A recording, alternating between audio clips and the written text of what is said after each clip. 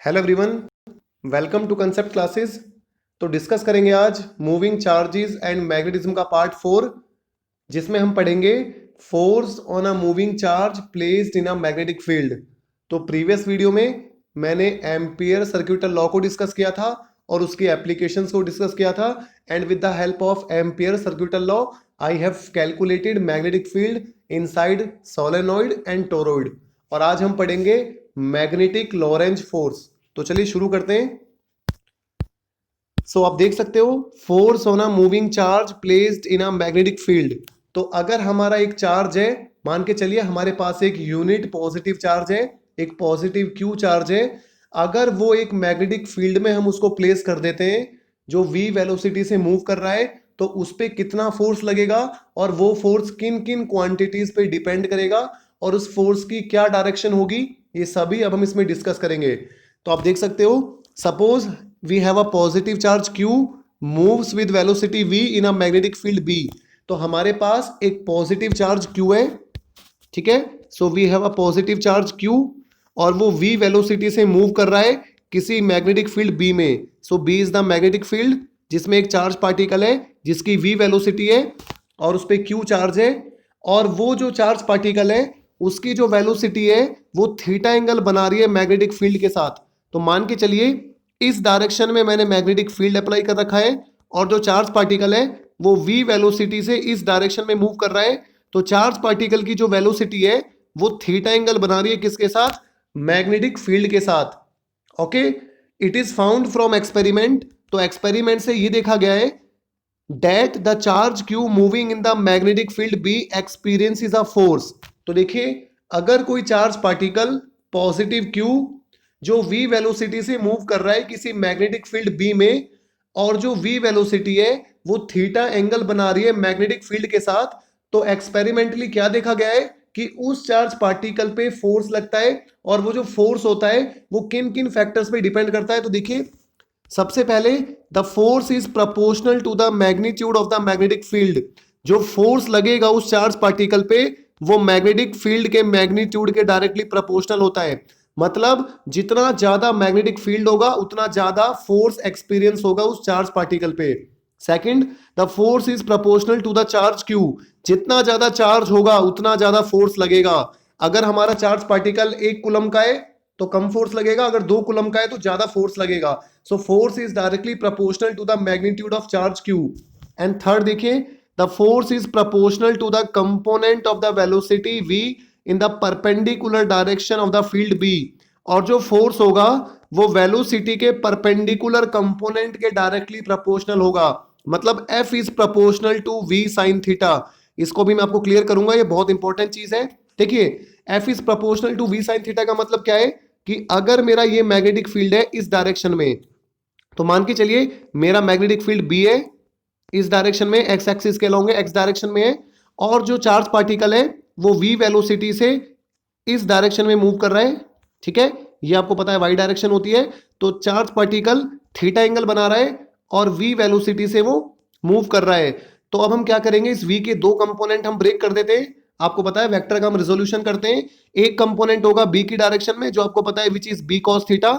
So one component is along in the magnetic field direction and the other component is perpendicular to b which is b sin theta नहीं v sin theta.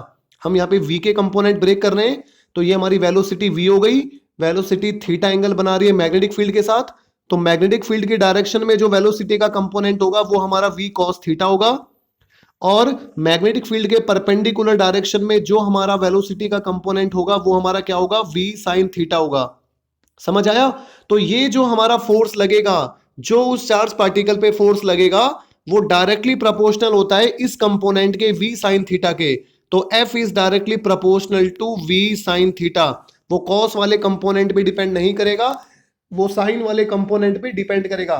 कहने की मतलब क्या है कि अगर charge particle, देखिए यहां से एक इंपॉर्टेंट चीज समझनी है, अगर हमारा चार्ज पार्टिकल मैग्नेटिक फील्ड की डायरेक्शन में मूव करता है, मान के चलिए हमारा चार्ज पार्टिकल जिस डायरेक्शन में मैग्नेटिक फील्ड है, इस डायरेक्शन में हमारा मैग्नेटिक फील्ड है और हमारा चार्ज पार्टिकल भी इसी डायरेक्शन में मूव कर रहा है, तो यहाँ पे थीटा कितना हो जाएगा, इस केस में थीटा हमारा 0 डिग्री हो जाएगा। तो यहाँ पे जो फोर्स है वो 0 लगेगा, कोई फोर्स नहीं लगेगा, क्योंकि फोर्स हमारा साइन थीटा पे डायरेक्टली प्रोपोर्शनल है। जितना ज्यादा साइन थीटा होगा उतना ज्यादा फोर्स लगेगा। अगर थीटा में 0 डाल दूं तो साइन 0 हमारा 0 होता है, तो वहां पे 0 फोर्स लगेगा। लेकिन अगर मेरा थीटा हो जाता है 90 डिग्री, ध्यान से समझना, अगर थीटा हो जाता है 90 डिग्री तो साइन 90 हमारा 1 होता है।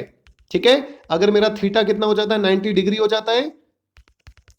Okay, so let us take theta equal to 90 degree. तो अगर हमारा थीटा 90 डिग्री हो जाता है तो वहां पे हमारा साइन थीटा यानी कि साइन 90 की वैल्यू कितनी हो जाती है, साइन 90 हमारा 1 हो जाता है। और उस केस में जो हमारा फोर्स होगा वो मैक्सिमम लगेगा, क्योंकि फोर्स किसके प्रोपोर्शनल है, इस रिलेशन को समझिए, force is proportional to sine theta. और साइन की वैल्यू 0 डिग्री से बढ़ना शुरू, 0 पे 0 होती है और 90 पे मैक्सिमम होती है ना।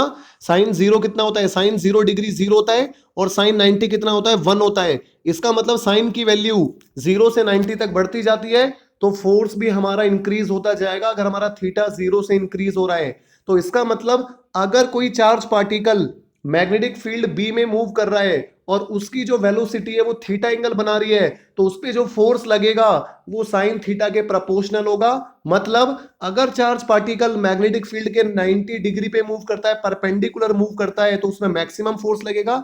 अगर हमारा चार्ज पार्टिकल मैग्नेटिक फील्ड की डायरेक्शन में मूव करता है तो 0 फोर्स लगेगा और उसके बीच में 0 से लेके 90 तक वो फोर्स हमारा इंक्रीज होगा। आई थिंक आपको क्लियर हो गया होगा। तो हमने क्या देखा है कि हमारा फोर्स 3 क्वांटिटीज पे डिपेंड कर रहा है। एक तो एफ बी पे डिपेंड कर रहा है, एक क्यू पे डिपेंड कर रहा है और एक साइन थीटा पे डिपेंड कर रहा है। अगर हम इन तीनों को मिलाते हैं तो आप देख सकते हो यहां पे, so F is proportional to B, F is proportional to Q and F is proportional to sine theta. अब यहां पे प्रोपोर्शनलिटी साइन हटेगा तो एक कांस्टेंट आएगा and for our convenience we can choose our constant as 1। हम अपने constant की वैल्यू को 1 ले सकते हैं, ठीक है, उससे कोई फर्क नहीं पड़ेगा। तो यहां से क्या आ गया, F equal to Q, sorry मैंने यहाँ पे v भूल गया था, v साइन थीटा आएगा, ठीक है, वेलोसिटी का कंपोनेंट है जो, f is proportional to b q and v sine theta. यहाँ पे v मिस हो गया था, आप समझ गए होंगे। ये प्रोपोर्शनलिटी साइन हटेगा तो यहाँ पे कांस्टेंट आएगा जिसे हमने 1 मान लिया। तो f इक्वल टू क्या बन जाएगा आपका, Q V B sine theta बन जाएगा। ठीक है, f हमारा क्या बन जाएगा, Q V B sine theta बन जाएगा।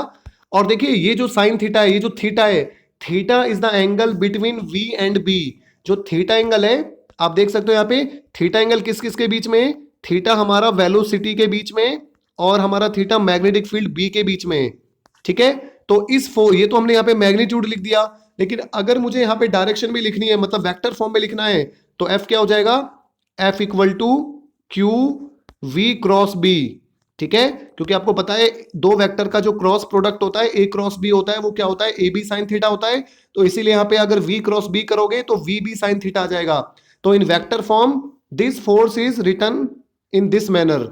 और ये जो आपका फोर्स होता है इसी को हम मैग्नेटिक लॉरेंज फोर्स बोलते हैं, क्योंकि ये लॉरेंज ने दिया था। अब देखिए अगर हमारा चार्ज पार्टिकल मैग्नेटिक फील्ड में मूव कर रहा है तो उस पे ये फोर्स लगेगा, हमें पता चल गया। अब फोर्स क्या काम करेगा, उस पार्टिकल को वहां से डिफ्लेक्ट कर देगा, वो उसको वहां से हिला देगा, वहां से हटा देगा। जैसे अगर एक चार्ज पार्टिकल है, मैं आपको चीज समझाता हूं, देखिए, तो मान के चलिए इस रीजन में मैग्नेटिक फील्ड है यहाँ पे, तो यहाँ पे मेरे मैग्नेटिक फील्ड है, मैग्नेट की वजह से किसी भी रीजन से, तो यहाँ पे हमारा बी मैग्नेटिक फील्ड है। एक चार्ज पार्टिकल है जो पहले यहाँ पे था, इस जगह पे ले सकते हो आप, पहले इस जगह पे था, v वेलोसिटी से मूव कर रहा है। तो जैसे ही वो v वेलोसिटी से मूव करेगा और मैग्नेटिक फील्ड में एंटर करेगा, जैसे ही वो पार्टिकल इस जगह में एंटर करेगा, और मान के चलिए वो जो चार्ज पार्टिकल है, हमारी मैग्नेटिक फील्ड किस तरफ है, इस तरफ है, b हमारी किस डायरेक्शन में है, सो b is our x direction, और चार्ज पार्टिकल हमारा इस तरीके से v वेलोसिटी से मूव करता करता इस डायरेक्शन में आ गया, b के अंदर एंटर कर गया।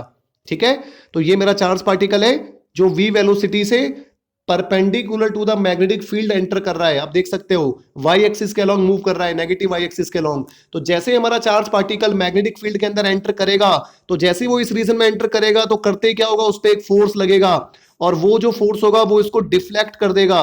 ठीक है, वो इसको अपनी पोजीशन से हिला देगा और इसको लगातार यहाँ पे एक सर्कुलर पाथ में घुमाएगा। वो अभी हम डिस्कस करेंगे कैसे घुमाएगा। आपको इतना तो समझ आना चाहिए कि जैसे ही हमारा चार्ज पार्टिकल एक मैग्नेटिक फील्ड वाले रीजन में एंटर करेगा, एंटर करते के साथ ही उस पर एक फोर्स लगेगा, और वो जो फोर्स लगेगा, अब वो देखिए किस डायरेक्शन में लगेगा। सबसे इंपॉर्टेंट चीज है, अभी मैंने आपको बताया था जो हमारा एफ है, एफ किसके प्रपोज, F equal to Q v cross b है। अभी मैंने नीचे लिखा था ना पीछे की साइड वेक्टर फॉर्म में फोर्स को, तो इसका मतलब जो फोर्स की डायरेक्शन होगी वो क्या होगी, जो डायरेक्शन v क्रॉस b की होगी। और v क्रॉस b की डायरेक्शन क्या है, perpendicular to the plane containing v and b। मतलब यहां पे जो फोर्स की डायरेक्शन होगी वो v मतलब वेलोसिटी और मैग्नेटिक फील्ड दोनों के परपेंडिकुलर होगी। F is perpendicular to both v and b। तो अगर आपका मैग्नेटिक फील्ड x डायरेक्शन में है, अब एक इंपॉर्टेंट रिजल्ट समझना, अभी मैंने आपको बताया ना कि फोर्स की डायरेक्शन क्या होगी, फोर्स की डायरेक्शन वो होगी जो डायरेक्शन किसकी होगी, v क्रॉस b की होगी। अब हम मान के चलते हैं कि हमारा मैग्नेटिक फील्ड हमारा x डायरेक्शन में है, तो ये मेरा मैग्नेटिक फील्ड है which is in x direction, this is b, और पार्टिकल 90 डिग्री पे मूव कर रहा है, तो वो किस डायरेक्शन में मूव कर रहा है, वो वाई एक्सिस के अलॉन्ग मूव कर रहा है विद v वेलोसिटी। तो जो फोर्स लगेगा वो इन दोनों के परपेंडिकुलर लगेगा। The force is perpendicular to both this axis. इन दोनों के परपेंडिकुलर कौन सी एक्सिस होगी, z एक्सिस होगी। तो इसका मतलब जो फोर्स लगेगा उस पे चार्ज पार्टिकल पे वो perpendicular to v and b लगेगा और z एक्सिस के अलॉन्ग लगेगा। आई थिंक आपको ये थोड़ा क्लियर हो गया होगा। चलिए देखते हैं, आप देख सकते हो यहाँ पे the unit of magnetic field is so defined that the proportionality constant is 1। तो हम प्रोपोर्शनलिटी कांस्टेंट को 1 ले लेते हैं, तो ये हमारा फोर्स आ गया F equal to Q V B sine theta. उसके बाद आप देख सकते हो यहाँ पे this force deflects the charge particle sideways. तो ये जो फोर्स लगेगा इस चार्ज पार्टिकल पे, ये जो चार्ज होगा, तो ये जो फोर्स लगेगा चार्ज पार्टिकल पे, ये फोर्स चार्ज पार्टिकल को डिफ्लेक्ट कर देगा साइडवेज। ये इसको साइड में डिफ्लेक्ट कर देगा, बार बार उसको उसकी पोजीशन को चेंज कर देगा, लेकिन साइडवेज डिफ्लेक्ट करेगा, साइड से हिलाएगा, और इस तरीके से पार्टिकल पे एक फोर्स लगेगा। ठीक है, यहां पे एक वर्ड यूज करा इन्होंने साइडवेज डिफ्लेक्शन। तो देखिए ये जो हम एक वर्ड यूज कर रहे हैं यहाँ पे साइडवेज डिफ्लेक्शन, साइडवेज डिफ्लेक्शन को अब हम समझते हैं थोड़ा सा डिटेल में। देखिए यहां पे बोला है ये जो फोर्स लगेगा ये पार्टिकल को डिफ्लेक्ट कर देगा साइडवेज, है ना, साइडवेज डिफ्लेक्ट करेगा। अब देखिए साइडवेज कैसे डिफ्लेक्ट कर सकता है ये फोर्स। देखिए अब एक चीज समझना बहुत इंपॉर्टेंट, मान के चलिए मेरे पास कोई ऑब्जेक्ट है, ये मेरे पास एक बॉल है, मान के चलिए सो आई हैव अ बॉल, और ये जो बॉल है इस बॉल की डिस्प्लेसमेंट इस तरफ हो रही है। ठीक है, ये बॉल इस तरफ मूव कर रही है, डिस्प्लेसमेंट इस तरफ हो रही है, और जो हम फोर्स लगा रहे हैं हम वो भी इस तरफ लगा रहे हैं। तो जिस डायरेक्शन में हम फोर्स लगा रहे हैं उसी डायरेक्शन में बॉल मूव कर रही है। तो यहां पे जो फोर्स होगा उसको हम कैसे लिखते हैं, एफ डॉट एस लिखते हैं, जो हमारा वर्क के इक्वल होता है। वर्क हो रहा है यहाँ पे, वर्क कब होता है, जब जिस डायरेक्शन में हम फोर्स लगा रहे हैं उसी डायरेक्शन में हमारा डिस्प्लेसमेंट होता है। लेकिन यहां जो सिनेरियो है इस केस में, यहां पे जो पिक्चर है वो क्या है कि मैग्नेटिक फील्ड हमारा इस तरफ है, चार्ज पार्टिकल हमारा इस डायरेक्शन में मूव कर रहा है, और जो उस पे फोर्स लग रहा है वो परपेंडिकुलर फोर्स लग रहा है। मतलब अगर आपका चार्ज पार्टिकल इस डायरेक्शन में मूव कर रहा है तो जो फोर्स है वो यहाँ पे परपेंडिकुलर लग रहा है, और परपेंडिकुलर फोर्स क्या करेगा, इस पार्टिकल को अपनी जगह से डिफ्लेक्ट कर देगा। पार्टिकल, ठीक है, आप देख सकते हो ना, परपेंडिकुलर मतलब ऊपर की तरफ से फोर्स लग रहा है, पार्टिकल तो इस डायरेक्शन में मूव कर रहा है v वेलोसिटी के साथ, लेकिन जो फोर्स लग रहा है वो नीचे की तरफ लग रहा है, 90 डिग्री पे लग रहा है। तो वो फोर्स क्या करेगा, इसको यहां से डिफ्लेक्ट कर देगा, और जैसे वो यहां से डिफ्लेक्ट करेगा तो ये पार्टिकल इस जगह पे आ जाएगा। जैसे वो इस जगह पे आएगा फिर परपेंडिकुलर फोर्स लगेगा, फिर वो इस पार्टिकल को डिफ्लेक्ट कर देगा, वो इस जगह पे आ जाएगा। फिर एक परपेंडिकुलर फोर्स लगेगा, पार्टिकल डिफ्लेक्ट होगा, वो इस जगह पे आ जाएगा। फिर एक परपेंडिकुलर फोर्स लगेगा, ये डिफ्लेक्ट हो जाएगा। तो कहने की बात क्या है कि यहाँ पे जो चार्ज पार्टिकल है वो एक सर्कल में मूव करना शुरू हो जाएगा, वो क्योंकि उस पर लगातार एक परपेंडिकुलर फोर्स काम करेगा जो उसको बार बार डिफ्लेक्ट करेगा। तो जैसे ही वो चार्ज पार्टिकल मैग्नेटिक फील्ड के एरिया में एंटर करेगा उस पर फोर्स लगेगा, वो फोर्स उसको डिफ्लेक्ट कर देगा, फिर दोबारा फोर्स लगेगा, डिफ्लेक्ट कर देगा, क्योंकि फोर्स तो लगातार लगेगा ही। और बार बार जो वो फोर्स लग रहा है, जो साइडवेज फोर्स लग रहा है, वो साइडवेज फोर्स उस पार्टिकल को कंटिन्यूअसली डिफ्लेक्ट करेगा, और वो चार्ज पार्टिकल एक सर्कुलर मोशन करने लग जाएगा। आई थिंक आपको क्लियर हो रहा है। ऐसा कब होगा, जब चार्ज पार्टिकल मैग्नेटिक फील्ड के परपेंडिकुलर मूव करेगा, जहां पे एंगल 90 डिग्री होगा। ठीक है, this is called sideways deflection. उसके बाद देखिए एक और चीज, अगर हमारे पास एक ऑब्जेक्ट है, हमारे पास एक बॉडी है, और हम इस पे फोर्स लगा रहे हैं, और जिस डायरेक्शन में फोर्स लगा रहे हैं उसी डायरेक्शन में डिस्प्लेसमेंट हो रहा है, तो यहां पे हमारा वर्क निकल के आ जाता है। वर्क कितना होता है, फोर्स इंटू डिस्प्लेसमेंट, मैंने आपको भी बताया था, एफ डॉट एस, यानी कि एफ एस कॉस थीटा, क्योंकि जिस डायरेक्शन में डिस्प्लेसमेंट हो रही है उसी डायरेक्शन में यहाँ पे फोर्स लग रहा है। ठीक है, लेकिन अगर हमारा परपेंडिकुलर फोर्स लगता है, अगर हमारा जो फोर्स है, तो देखिए यहां पे जो ऑब्जेक्ट है वो इस डायरेक्शन में मूव कर रहा है और जो फोर्स लग रहा है वो इस डायरेक्शन में मूव कर रहा है। इसका मतलब यहां पे जो वर्क होगा, अभी मैंने आपको बताया था वर्क क्या होता है, एफ डॉट एस होता है। तो डिस्प्लेसमेंट यहां पे इस डायरेक्शन में हो रहा है, फोर्स यहां पे परपेंडिकुलर लग रहा है। तो इस केस में क्या होगा, जो एफ डॉट एस होगा वो हो जाएगा एफ एस कॉस 90, क्योंकि यहाँ पे थीटा 90 हो गया और कॉस 90 की जो वैल्यू होती है वो 0 होती है। तो यहाँ पे आपका जो फोर्स निकलेगा, यहाँ पे जो W होगा वो आपका कितना हो जाएगा, so W equal to F S into cos 90 जो 0 होता है। तो यहां पे आपका जो वर्क आ जाएगा वो 0 आ जाएगा। तो इसका मतलब अगर किसी ऑब्जेक्ट पे या किसी बॉडी पे परपेंडिकुलर फोर्स लगता है तो वहां पे वर्क डन 0 होगा, और अगर वर्क 0 होगा तो उसकी काइनेटिक एनर्जी चेंज नहीं होगी। एक बहुत इंपॉर्टेंट चीज है जो आपको समझना है। क्या समझना है, अगर कोई ऑब्जेक्ट है, जैसे यहां चार्ज पार्टिकल था जो मैग्नेटिक फील्ड में मूव कर रहा था, अगर किसी ऑब्जेक्ट पे फोर्स लगता है उसी डायरेक्शन में जिस डायरेक्शन में वो मूव कर रहा है, तो वहां तो वर्क होगा और उसकी काइनेटिक एनर्जी चेंज होगी। लेकिन अगर किसी ऑब्जेक्ट पे फोर्स लगता है परपेंडिकुलर टू डिस्प्लेसमेंट, मतलब जिस डायरेक्शन में वो मूव कर रहा है उसके परपेंडिकुलर डायरेक्शन में अगर फोर्स लगेगा तो यहां पे कोई वर्क नहीं होगा, no work is done in this case. और अगर कोई वर्क नहीं होगा तो काइनेटिक एनर्जी में कोई चेंज नहीं आएगा। तो पार्टिकल जिस वेलोसिटी से उस मैग्नेटिक फील्ड में एंटर करा है उसी वेलोसिटी से वो वहां पे मूव करेगा, घूमेगा, वहां पे डिफ्लेक्ट होगा, पार्टिकल की वेलोसिटी चेंज नहीं होगी।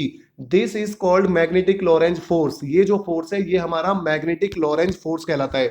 आप यहाँ पे एक पिक्चर देख सकते हो, इस पिक्चर से भी आपको थोड़ा क्लियर हो जाएगा।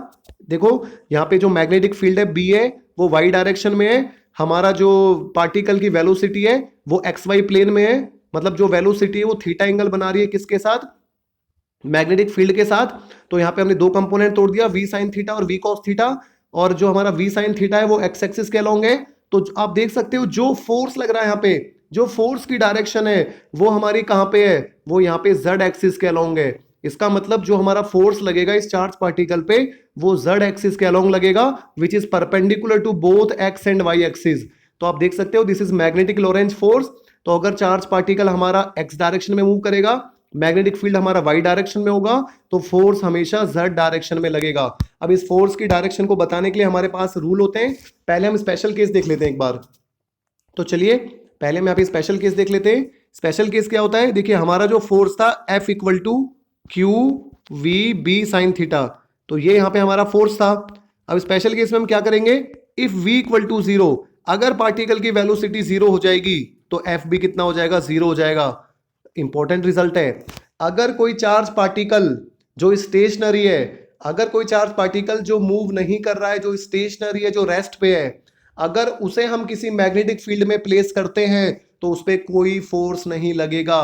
No force will act on a charge particle if it is placed stationary in a magnetic field. तो अगर कोई चार्ज पार्टिकल जिसे हम मैग्नेटिक फील्ड में रखते हैं, अगर वो 0 वेलोसिटी है उसकी, अगर वो स्टेशनरी है, वो रेस्ट है, तो कोई फोर्स काम नहीं करेगा। फोर्स तभी लगेगा जब वो वेलोसिटी से मूव करेगा उस मैग्नेटिक फील्ड के अंदर। अगला केस देखिए, when theta equal to 0 degree, तो या तो आप थीटा 0 डिग्री ले लो या फिर आप थीटा 180 डिग्री ले लो, ठीक है। तो साइन 0 भी 0 होता है, साइन 180 भी 0 होता है, तो यहां भी फोर्स 0 लगेगा। इसका मतलब अगर हमारा चार्ज पार्टिकल उसी डायरेक्शन में मूव कर रहा है जिस डायरेक्शन में मैग्नेटिक फील्ड है, या फिर anti parallel to magnetic field, मतलब मान के चलो इस डायरेक्शन में मैग्नेटिक फील्ड है और चार्ज पार्टिकल वो भी इस डायरेक्शन में मूव कर रहा है, या फिर इस डायरेक्शन में मैग्नेटिक फील्ड है, चार्ज पार्टिकल इसके अपोजिट 180 डिग्री पे मूव कर रहा है, तो दोनों केसेस में 0 फोर्स लगेगा। मतलब जिस वेलोसिटी से वो आ रहा है उसी से जाएगा, वो कोई फोर्स काम नहीं करने वाला उस पर। अगर वो चार्ज पार्टिकल 40 की स्पीड से मैग्नेटिक फील्ड में एंटर करेगा तो 40 से ही चला जाएगा, वो उस पर कोई फोर्स नहीं लगेगा। तीसरा केस तो इंपॉर्टेंट केस है, हमें पता ही है। अगर हमारा थीटा यहाँ पे 90 डिग्री होता है, if theta equal to 90 degree then sine 90 equals to 1, so it is F equal to Q V B, because sine 90 1 हो गया। अब ये हो गया मैक्सिमम फोर्स। तो अगर चार्ज पार्टिकल मैग्नेटिक फील्ड के परपेंडिकुलर मूव करेगा v वेलोसिटी से, तो उसमें मैक्सिमम फोर्स लगेगा। वो फोर्स उसको डिफ्लेक्ट कर देगा, उसको टहला देगा अपनी पोजीशन से, और लगातार साइडवेज लगेगा और वो उसको सर्कुलर पाथ में घुमा देगा।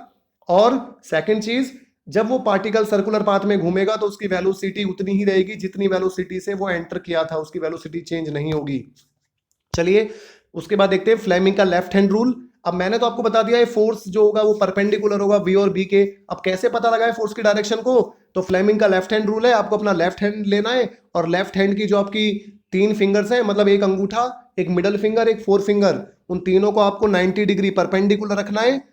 तो अगर हमारी जो फोर फिंगर है वो मैग्नेटिक फील्ड की डायरेक्शन को दिखा रही है, ठीक है, you can see stretch the thumb and first 2 fingers of the left hand mutually perpendicular to each other if the four finger points in the direction of magnetic field.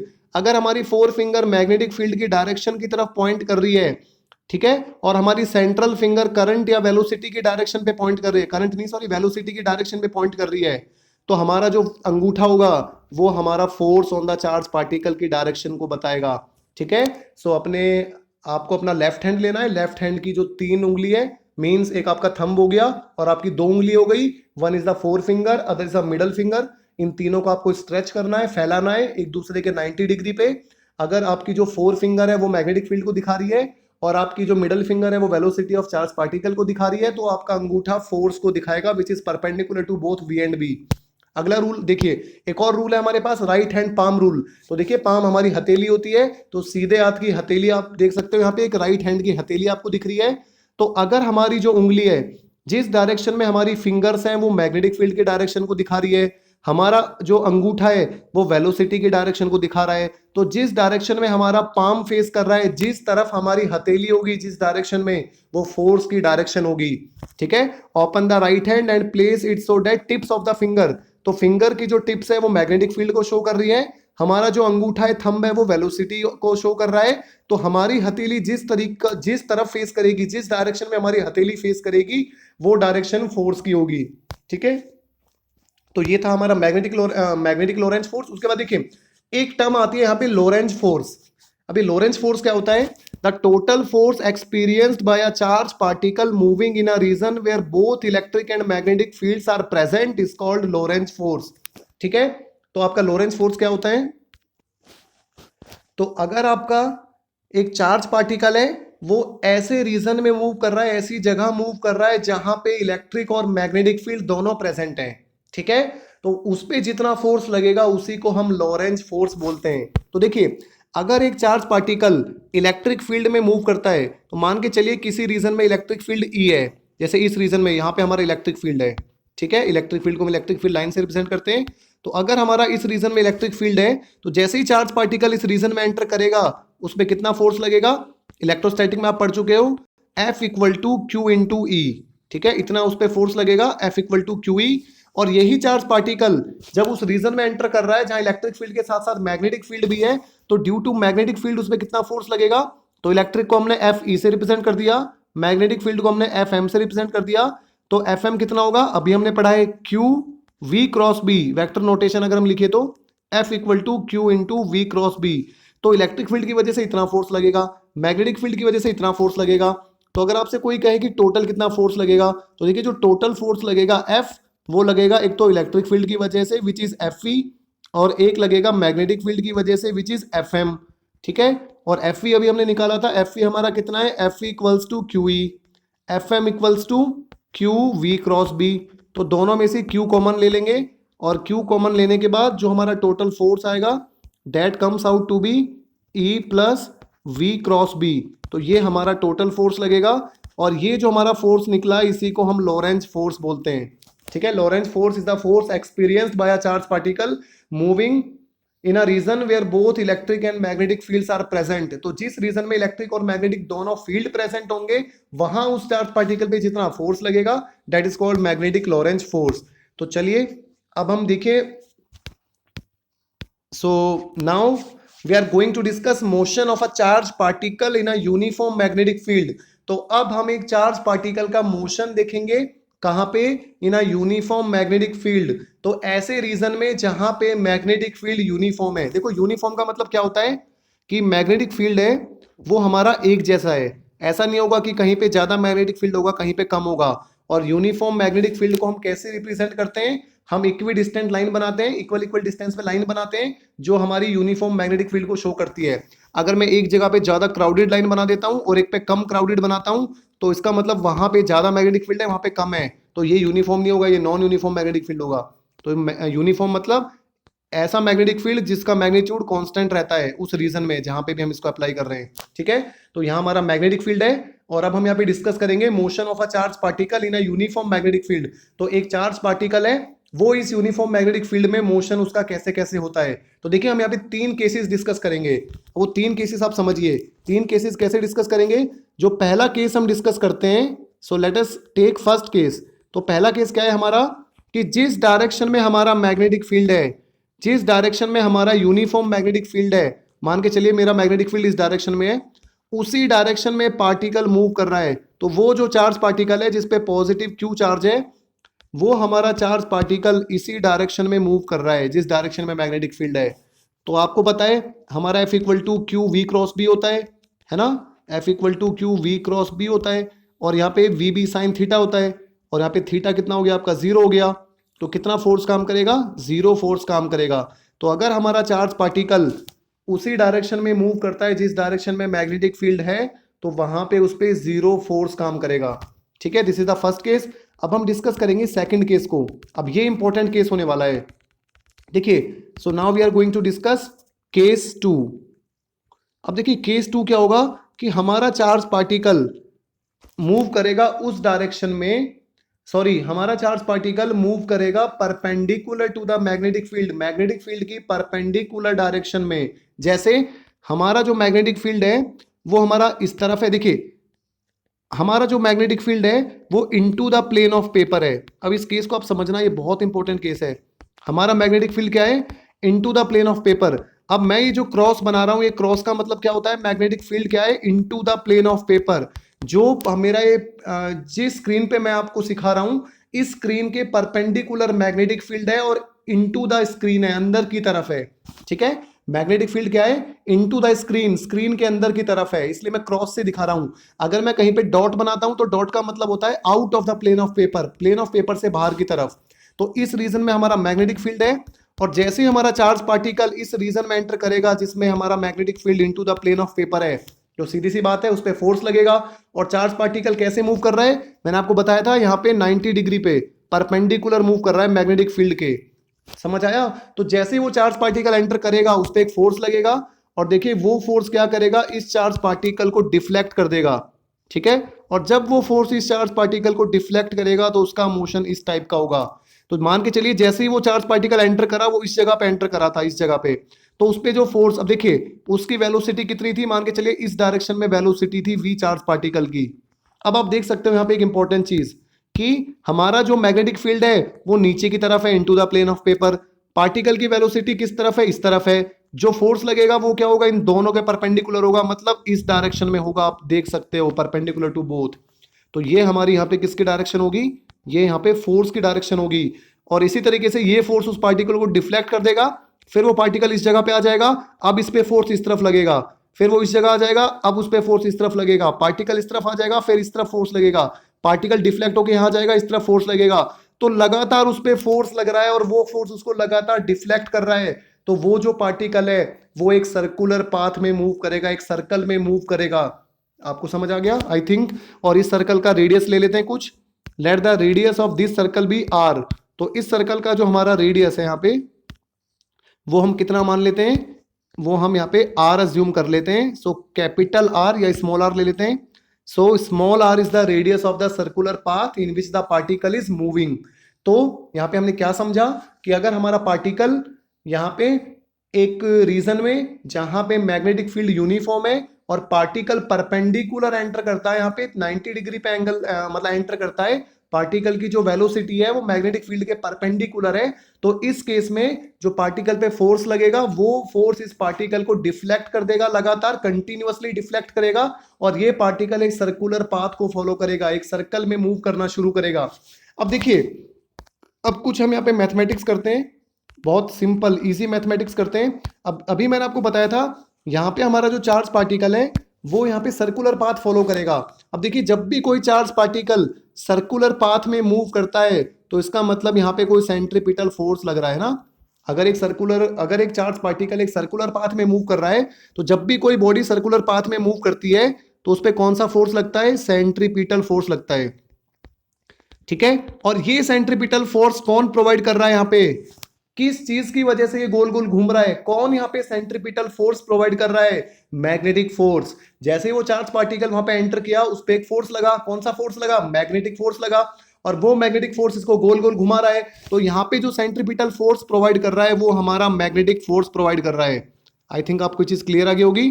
जैसे अगर हमारा जो अर्थ है, अर्थ जब हमारी सन के अराउंड मूव करती है तो वहां पे भी हमारा एक सेंट्रीपिटल फोर्स लगता है जो हमारा ग्रेविटेशन फोर्स प्रोवाइड करता है।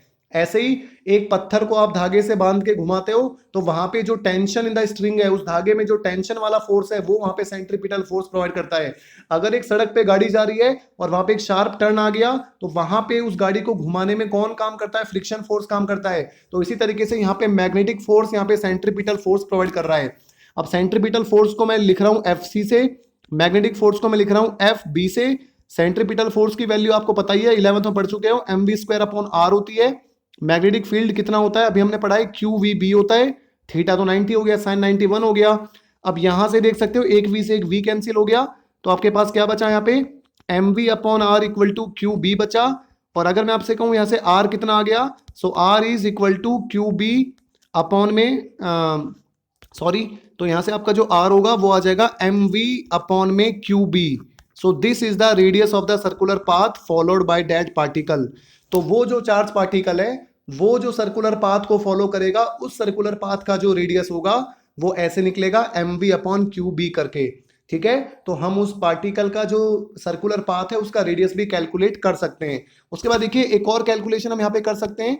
एक बहुत सिंपल कैलकुलेशन है, मैं आपको बताता हूं, देखिए कैसे।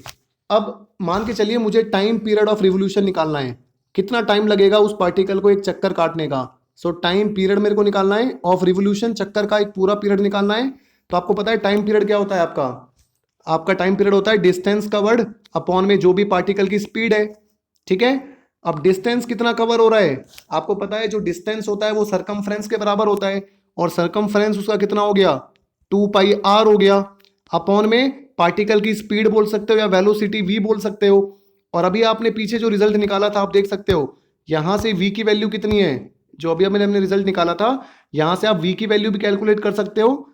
वी को एक तरफ रहने दो, तो यहां से जो आपका वी होगा वो हो जाएगा क्यू बी आर अपॉन में एम। ठीक है, रीअरेंज करके इस इक्वेशन को, तो वी हो गया क्यू बी आर अपॉन में एम। सो हमारा यहाँ पे तो 2 पाई आर तो पहले से है, और वी हो गया क्यू बी आर अपॉन में एम, वो एम ऊपर चला जाएगा तो आर से आर कैंसिल हो जाएगा। तो ये आपका यहाँ पे टाइम पीरियड ऑफ रिवोल्यूशन मिल गया आपको। टाइम पीरियड मिल गया ना, 2 पाई एम अपॉन क्यू बी। अगर आपको टाइम पीरियड मिल गया, आप फ्रीक्वेंसी भी निकाल सकते हो। फ्रीक्वेंसी क्या होती है? 1 अपॉन टी होती है, 1 अपॉन टाइम पीरियड। तो यहाँ पे आप फ्रीक्वेंसी भी कैलकुलेट कर सकते हो। आपको क्या करना पड़ेगा? इस टाइम का उल्टा करना पड़ेगा, मतलब आपको 2 पाई एम अपॉन क्यू बी का उल्टा करोगे तो क्यू बी अपॉन आपका कितना आ जाएगा? 2 पाई एम आ जाएगा। ये आपकी फ्रीक्वेंसी आ जाएगी, और इसी फ्रीक्वेंसी को हम यहाँ पे साइक्लोट्रॉन फ्रीक्वेंसी भी कहते हैं। So this frequency is denoted as F C. F C का मतलब क्या होता है? इस फ्रीक्वेंसी को हम साइक्लोट्रॉन फ्रीक्वेंसी भी कहते हैं। अब देखिए, अब हम थर्ड केस लेके चलते हैं। हमने 2 केस डिस्कस कर लिए। थर्ड केस क्या है? When the initial velocity makes an arbitrary angle with the field direction. तो हमारा जो थर्ड केस है वो ये है कि अगर हमारी जो इनिशियल वेलोसिटी है, देखिए तीनों केसेस में हम इनिशियल वेलोसिटी लेके चल रहे हैं। इनिशियल वेलोसिटी मतलब जिस वेलोसिटी से पार्टिकल शुरू में मूव कर रहा है उसी वेलोसिटी से हम तीनों केसेस को समझ रहे हैं। ठीक है, तो थर्ड केस क्या है? When the initial velocity makes an angle. तो जब हमारी इनिशियल वेलोसिटी एक एंगल बनाएगी फील्ड डायरेक्शन के साथ, मतलब पहले केस में तो हमने पढ़ा था कि जिस डायरेक्शन में बी है उसी डायरेक्शन में वेलोसिटी है। दूसरे केस में हमने पढ़ा था जिस डायरेक्शन में बी है उसके परपेंडिकुलर वेलोसिटी है। अब थर्ड केस में हम पढ़ेंगे जिस डायरेक्शन में बी है वेलोसिटी एक थीटा एंगल बना रही है बी के साथ। तो अब हमारी जो वेलोसिटी है वो कोई आर्बिट्री एंगल बना रही है। आर्बिट्री एंगल का मतलब है कोई भी एक थीटा एंगल बना रही है। तो देखिए, अगर कोई भी थीटा एंगल बन रहा है, आप यहाँ पे डायग्राम देख सकते हो, तो ये हमारी देखो, ये हमारा चार्ज पार्टिकल हो गया प्लस क्यू चार्ज हो गया, ये यहाँ पे v वेलोसिटी से मूव कर रहा है, और ये v वेलोसिटी यहाँ पे थीटा एंगल बना रही है। तो आपको पता है कि इस वेलोसिटी के 2 कंपोनेंट हम ब्रेक कर लेंगे। एक तो आपका v cos थीटा वाला हो जाएगा जो पैरेलल कंपोनेंट होता है। देखिए इन्होंने यहाँ पे v पैरेलल लिख रखा है। v पैरेलल का मतलब क्या होता है? v cos थीटा जो पैरेलल वाला कंपोनेंट होता है, जो कंपोनेंट मैग्नेटिक फील्ड की डायरेक्शन में होता है वो पैरेलल कंपोनेंट होता है, उसको v पैरेलल से इन्होंने शो कर रखा है। और जो परपेंडिकुलर वाला कंपोनेंट है इन्होंने उसको वी परपेंडिकुलर से ऐसे शो कर रखा है। तो ये जो वी परपेंडिकुलर है बेसिकली ये आपका वी साइन थीटा है, और ये जो आपका वी पैरेलल वाला कंपोनेंट है बेसिकली ये आपका वी कॉस थीटा है। तो इस साइन में आपको कंफ्यूज नहीं होना है, ठीक है। वी परपेंडिकुलर मतलब V sine theta, V parallel मतलब V cos theta.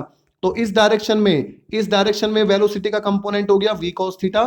So in this direction the component of velocity is V cos theta, और ये वाला जो कंपोनेंट है वी परपेंडिकुलर ये आपका हो गया वी साइन थीटा। अब देखिए आपको पता है जो पैरेलल कंपोनेंट होता है उसका तो कोई कंट्रीब्यूशन नहीं होता फोर्स में। मतलब वेलोसिटी के दो कंपोनेंट है, एक तो पैरेलल कंपोनेंट है जो बी की डायरेक्शन में है, तो जिस डायरेक्शन में बी है उसी डायरेक्शन में आपका क्या है वो वाला कंपोनेंट है, ठीक है। इसका तो कोई कंट्रीब्यूशन होगा नहीं, ओनली किसका कंट्रीब्यूशन होगा आपका फोर्स में, परपेंडिकुलर कंपोनेंट का, साइन थीटा वाले का हम बहुत बार डिस्कस कर चुके हैं, ठीक है। तो ये जो वी पैरेलल वाला कंपोनेंट है इसका नो कंट्रीब्यूशन, फोर्स में इसका कोई कंट्रीब्यूशन नहीं होगा क्योंकि मैग्नेटिक फील्ड की डायरेक्शन में है। लेकिन जो आपका परपेंडिकुलर वाला कंपोनेंट है, जो आपका वी परपेंडिकुलर है, ये आपका कंट्रीब्यूट करेगा किसमें, फोर्स में, क्योंकि साइन थीटा पे फोर्स डिपेंड करता है। तो आप देख सकते हो हेयर जो हमारा पैरेलल कंपोनेंट है जो हमारा फील्ड की डायरेक्शन में है वो तो वी कॉस थीटा हो गया, और जो हमारा परपेंडिकुलर कंपोनेंट है वो हमारा वी साइन थीटा हो गया। तो इसका मतलब यहां पे जो फोर्स होगा F equal to Q V perpendicular B हो जाएगा। वी परपेंडिकुलर क्यों हो जाएगा, क्योंकि ओनली परपेंडिकुलर कंपोनेंट फोर्स में कंट्रीब्यूशन देता है। और आपको पता है अब देखिए यहां पे जो परपेंडिकुलर कंपोनेंट है वो तो फोर्स में कंट्रीब्यूट कर रहा है, लेकिन जो वेलोसिटी का पैरेलल कंपोनेंट है, यहाँ पे चार्ज पार्टिकल का वेलोसिटी का पैरेलल कंपोनेंट भी तो है, ये वेलोसिटी का जो पैरेलल कंपोनेंट है इससे चार्ज पार्टिकल उसी डायरेक्शन में लगातार मूव कर रहा है। अब एक ध्यान से एक चीज समझना, यहाँ पे दो कंपोनेंट है वेलोसिटी के, देखिए एक तो पैरेलल कंपोनेंट है वी पैरेलल, एक परपेंडिकुलर है वी परपेंडिकुलर। ये वाला जो कंपोनेंट है इसकी वजह से कोई भी फोर्स काम नहीं कर रहा, लेकिन यहाँ पे पार्टिकल की वेलोसिटी तो कुछ ना कुछ है। वी पैरेलल का मतलब क्या होता है, पार्टिकल की कुछ वेलोसिटी है पैरेलल डायरेक्शन में, मैग्नेटिक फील्ड की डायरेक्शन में। तो पार्टिकल की जो वेलोसिटी है बी की डायरेक्शन में वो वी पैरेलल है। सो ये हमारा बी इस तरफ है, दिस इज वी पैरेलल। तो जिस वेलोसिटी से पार्टिकल बी डायरेक्शन में मूव कर रहा है वो वी पैरेलल है, यहाँ पे कोई फोर्स काम नहीं कर रहा। तो इसका मतलब यहाँ पे कुछ ना कुछ वेलोसिटी है जिससे चार्ज पार्टिकल मैग्नेटिक फील्ड की डायरेक्शन में मूव कर रहा है, और एक फोर्स और काम कर रहा है। तो देखो यहाँ पे ये हमारा v था, ये हमारा यहाँ पे थीटा था, तो v का एक कंपोनेंट तो v पैरेलल हो गया और एक इसके परपेंडिकुलर था, आपको पता है that is v sine theta, जिसको हम किस नाम से बोल रहे हैं, जिसको हम v परपेंडिकुलर के नाम से बोल रहे हैं। अब ये परपेंडिकुलर कंपोनेंट तो क्या कर रहा है, चार्ज पार्टिकल को घुमा देगा, अभी हमने पढ़ा है। और ये जो पैरेलल कंपोनेंट है वेलोसिटी का, ये चार्ज पार्टिकल को b की डायरेक्शन में आगे आगे ले जाएगा। तो यहाँ पे जो पार्टिकल है वो घूमेगा भी और आगे भी बढ़ेगा, वो घूमेगा फिर आगे बढ़ेगा, घूमेगा फिर आगे बढ़ेगा। तो इसका मतलब यहाँ पे पार्टिकल हेलिकल पाथ फॉलो करेगा। आई थिंक ये आपको थोड़ा सा कंफ्यूजिंग लग रहा है, चलिए मैं इसको ढंग से क्लियर करता हूं। देखिए तो यहाँ पे सिनेरियो क्या है, यहाँ पे हमारा मैग्नेटिक फील्ड है बी इस डायरेक्शन में, ठीक है। चार्ज पार्टिकल हमारा वी है, ठीक है, वो थीटा एंगल बना रहा है बी के साथ। तो वी के दो कंपोनेंट हो गए, एक तो बी की डायरेक्शन में हो गया, एक तो in the direction of B हो गया। तो बी के डायरेक्शन में जो कंपोनेंट हो गया वो क्या हो गया, वी पैरेलल हो गया। एक हमारा वेलोसिटी का जो कंपोनेंट है वो परपेंडिकुलर हो गया, वो क्या हो गया, वी परपेंडिकुलर हो गया, जो हमारा वी साइन थीटा हो गया। ये जो पैरेलल वाला कंपोनेंट है, अब देखो ये है तो वेलोसिटी का कंपोनेंट ना, तो ये कंपोनेंट पार्टिकल को किस तरफ मूव कर रहा है, मैग्नेटिक फील्ड के डायरेक्शन में मूव कर रहा है, क्योंकि इस डायरेक्शन में तो कोई फोर्स काम ही नहीं कर रहा है। तो वी पैरेलल कंपोनेंट की वजह से वो क्या कर रहा है, पार्टिकल मैग्नेटिक फील्ड की डायरेक्शन में मूव कर रहा है। और जो वेलोसिटी का परपेंडिकुलर कंपोनेंट है, मतलब जो वेलोसिटी का साइन थीटा वाला कंपोनेंट है, उस कंपोनेंट की वजह से चार्ज पार्टिकल पे फोर्स लग रहा है, और फोर्स लगेगा तो वो गोल गोल घूमेगा। तो वी परपेंडिकुलर की वजह से गोल गोल घूम रहा है, वी पैरेलल की वजह से वो आगे बढ़ रहा है। तो दोनों मोशन को कंबाइन कर दो, एक तो आप गोल गोल घूम रहे हो, एक आप आगे भी बढ़ रहे हो। तो वो जो चार्ज पार्टिकल है वो घूमता घूमता आगे बढ़ रहा है, that is called helical path. देखो घूमा आगे बढ़ा, घूमा आगे बढ़ा, घूमा आगे बढ़ा, तो ये जो पाथ होता है that is called helical path, और इसे हम हेलिक्स बोलते हैं। ये जो आपकी फिगर बनती है इसको हेलिक्स बोलते हैं, और ये जो पाथ हमारा चार्ज पार्टिकल फॉलो कर रहा है इसको हम क्या पाथ बोलते हैं, हेलिकल पाथ बोलते हैं। तो यहां से आपने क्या समझा कि अगर हमारा चार्ज पार्टिकल थीटा एंगल से मूव कर रहा है यूनिफॉर्म मैग्नेटिक फील्ड बी में, तो यहाँ पे उसका जो पाथ होगा वो हेलिकल होगा। और अगर हमारा चार्ज पार्टिकल 90 डिग्री पे मूव करता है, थीटा 90 होता है, तो ओनली सर्कुलर पाथ होगा। और अगर हमारा charge particle theta equal to 0 magnetic field की डायरेक्शन में मूव करता है तो वहां पे उसका सीधा स्ट्रेट लाइन मोशन होगा, मतलब जिस डायरेक्शन में वो आ रहा है उसी में जाएगा, कोई फर्क नहीं पड़ेगा, कोई फोर्स काम नहीं करेगा, जैसे आ रहा था वैसे चला जाएगा। और यहाँ पे दोनों फोर्स, यहाँ पे दोनों चीजें काम करेंगी, दोनों फोर्स नहीं, आई एम सॉरी, दोनों फोर्स नहीं, यहाँ पे वेलोसिटी का पैरेलल कंपोनेंट भी कंट्रीब्यूट कर रहा है, वेलोसिटी का परपेंडिकुलर कंपोनेंट भी कंट्रीब्यूट कर रहा है। वेलोसिटी का जो पैरेलल कंपोनेंट है वो चार्ज पार्टिकल को मैग्नेटिक फील्ड की डायरेक्शन में मूव करा रहा है, परपेंडिकुलर कंपोनेंट उसको घुमा रहा है, तो आप इसका मोशन ये हो जाएगा। आप यहाँ पे देख सकते हो, ये बहुत ही अच्छी तरीके से मैंने यहाँ पे विजुलाइज करा रखा है आपको, आप इजिली यहाँ पे विजुलाइज कर सकते हो। चार्ज पार्टिकल देख सकते हो, चार्ज पार्टिकल यहाँ पे घूम भी रहा है, आगे भी बढ़ रहा है, घूम भी रहा है, आगे भी बढ़ रहा है, घूम भी रहा है, आगे भी बढ़ रहा है। तो this is called our helical path. तो ये जो हमारा यहाँ पे पाथ होता है वो हमारा क्या होता है, हेलिकल पाथ होता है, और इसको हेलिक्स शेप बोलते हैं, हेलिक्स शेप। ठीक है, जो स्प्रिंग होती है वो हमारी हेलिकल होती है। आई थिंक ये सब आपको क्लियर हो गया होगा। अब देखो यहाँ पे इन्होंने एक वर्ड पिच डिफाइन कर रखा है, पिच। अब पिच क्या होता है, पार्टिकल ने देखो यहां से घूमना शुरू किया, एक सर्कल पूरा किया, वो आगे बढ़ा, फिर दोबारा उसी जगह पे पहुंच गया। मतलब देखो अगर सर्कुलर पाथ होता तो क्या होता, यहां से शुरू किया, एक चक्कर काटा, वापस यहां पहुंच गया। लेकिन यहां पे क्या हो रहा है, सर्कुलर के साथ साथ लीनियर भी हो रहा है, मतलब वो घूम भी रहा है और आगे भी बढ़ रहा है। तो यहां से शुरू किया, चक्कर काटा, अब अगला जो पॉइंट होगा वो आगे पहुंच गया, फिर चक्कर काटा, आगे पहुंच गया।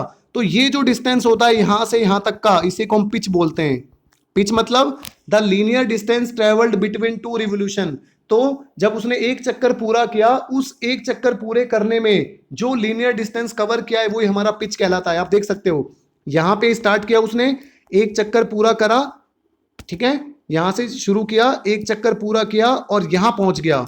तो इस एक चक्कर में जो लीनियर डिस्टेंस कवर किया है, जो सीधे वाला डिस्टेंस कवर किया है, वो हमारा पिच कहलाता है। ठीक है, यहां से आपका पार्टिकल शुरू हुआ, घूमा और आगे पहुंच गया, फिर घूमा, फिर आगे पहुंच गया, फिर घूमा, फिर आगे पहुंच गया।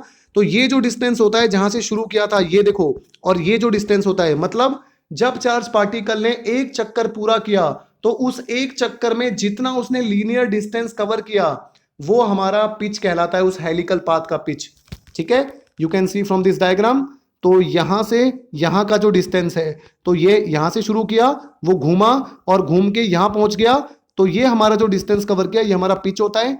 और इस पिच को हम कैसे कैलकुलेट करेंगे, तो आपको पता है जो पिच होता है वो होता है वेलोसिटी। अब देखो किस वेलोसिटी से ये मूव कर रहा है आगे की तरफ, आगे की तरफ जो मूव कर रहा है वो v पैरेलल से मूव कर रहा है, तो यहाँ पे हो जाएगा वेलोसिटी। अब देखो ये पिच क्या है, यहाँ पे पिच एक बेसिकली पिच हमारा यहाँ पे एक डिस्टेंस हो गया ना, एक से दूसरे तक। देखो एक चीज समझो, ये जो हमारा पिच है यहाँ पे, ये हमारा लेंथ है, ये हमारा डिस्टेंस है, हमें लेंथ कैलकुलेट करनी है, लेंथ कितनी होगी, तो यहां से लेके यहां तक का डिस्टेंस कैलकुलेट करना है। तो आपको पता है जो डिस्टेंस होती है, जो लेंथ होती है, जो पिच है यहाँ पे, डिस्टेंस क्या होता है, स्पीड मल्टीप्लाई बाय टाइम होता है। अब स्पीड कितनी हो गई, जो v पैरेलल है, क्योंकि पैरेलल स्पीड से आगे बढ़ रहा है, परपेंडिकुलर तो घुमा रहा है ना उसको, आगे किससे बढ़ रहा है, वो पैरेलल से बढ़ रहा है। और कितना टाइम लग रहा है, capital T, which is time of revolution. और ये कैपिटल टी मैं आपको निकालना बता चुका हूं अभी अभी, ये मैंने जो आपको निकाल के बताया था यहाँ पे, ये जो आपका कैपिटल टी निकला था that is called time of revolution. ये टी की वैल्यू आपकी आ चुकी थी कितनी, QB अपॉन 2πm। तो ये टी की वैल्यू आप यहाँ डाल दोगे लास्ट में। ठीक है, ये टी की वैल्यू आप फाइनली यहाँ पे सब्सटीट्यूट कर दोगे इस जगह पे, यहाँ पे। और v पैरेलल आपको पता है v cos थीटा है, तो v cos theta multiply by T की वैल्यू जो QB अपॉन 2πm है। तो फाइनली देखिए आपका पिच क्या आ जाएगा, मैं आपको निकालना बता देता हूँ। सो पिच आई थिंक आपको क्लियर हो गया होगा, बहुत ईजी है पिच। यहाँ से घूमा, वो घूम के यहाँ पहुँच गया, फिर यहाँ पहुँच गया, तो ये जो डिस्टेंस है ये हमारा पिच कहलाता है। ठीक है, एक कंप्लीट रिवोल्यूशन में जो लीनियर डिस्टेंस कवर हुआ है दैट इज कॉल्ड पिच। और पिच कैसे निकालेंगे हम, पिच निकालने के लिए पैरेलल वेलोसिटी का component multiply by time period of revolution. Parallel component velocity का हो गया v cos theta, time period of revolution कितना हो गया आपका, ये हो गया QB अपॉन 2πm, हमने पीछे से देखा था, दैट इज कॉल्ड पिच। तो यहाँ से पिच आ जाएगी। तो आई थिंक आपको वीडियो क्लियर हो गई होगी। वीडियो से रिलेटेड कोई भी डाउट होता है वीडियो के कमेंट सेक्शन में या व्हाट्सएप पे मुझसे पूछ सकते हो। Thanks for watching the video.